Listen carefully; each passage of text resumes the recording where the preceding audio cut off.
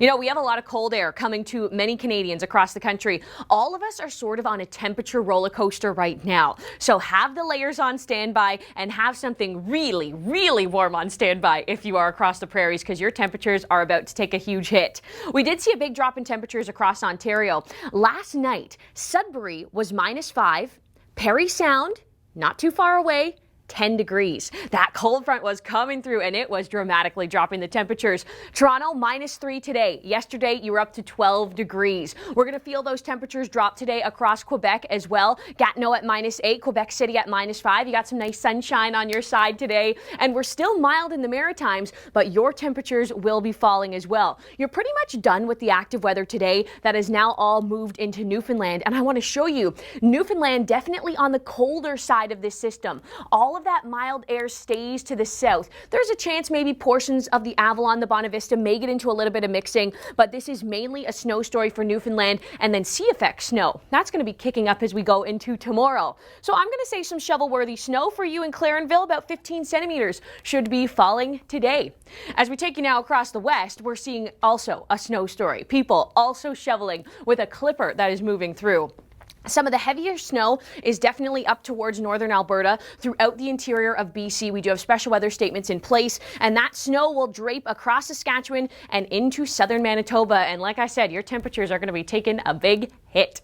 I want to take you to Vancouver now, where some of the heaviest rainfall will be falling throughout this morning, and then we will continue to ease. When we look at the snow, you go into the interior, and we will be getting into some snow. Kelowna, for example, we are looking at snowfall warnings in the region, but at the base, we are seeing rain. So freezing levels are actually going to be rising quite a bit as we go throughout the day today.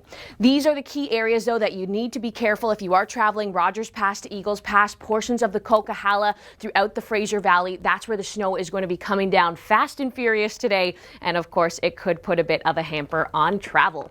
Putting a hamper on travel, those winds in Alberta, that will do it too. The downsloping winds, very, very strong. We are warming up in places like Calgary. You're not going to be seeing any snow in Calgary today. Snow up to northern Alberta, but very, very gusty conditions. Now, we'd love if you could connect with us. We would love... It's Saturday. Great to see you. December the 29th. Here's what's coming up on the Weather Network. Who is getting snow today? Who will be shoveling? We will tell you that. We're going to break down that forecast. Active weather freezes U.S. travel. Some of the scenes they've been experiencing are just awful. That story's coming up in 1 minute. And then taking a Christmas surprise to new heights. This story will warm your heart, and that is coming up in the next segment. First up, though, let's take you out east. We go to the Atlantic provinces, where a whole bunch of active weather has been rolling through. Temperatures have been really warming up, but about to take a big dip. Enjoy the mild day today as this area of low pressure continues to move its way out now into Newfoundland. Newfoundland seeing that snow today. You will be shoveling in Newfoundland. And then that cool air really spilling in across much of eastern Canada.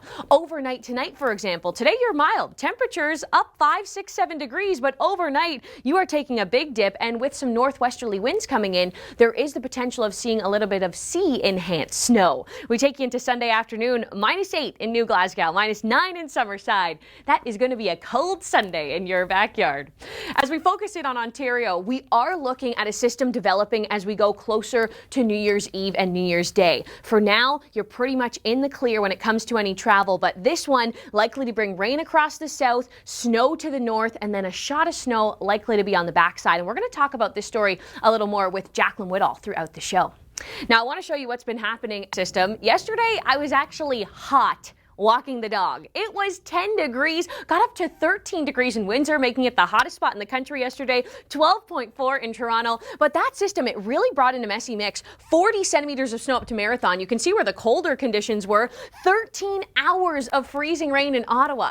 Now the colder air is moving in. That cold front, it's coming in and it's pulling the temperatures right down. And we're going to feel that across Ontario, Quebec, and eventually into the Maritimes. It's warm air in the Maritimes today. So that warmth we experienced yesterday, they've got it today.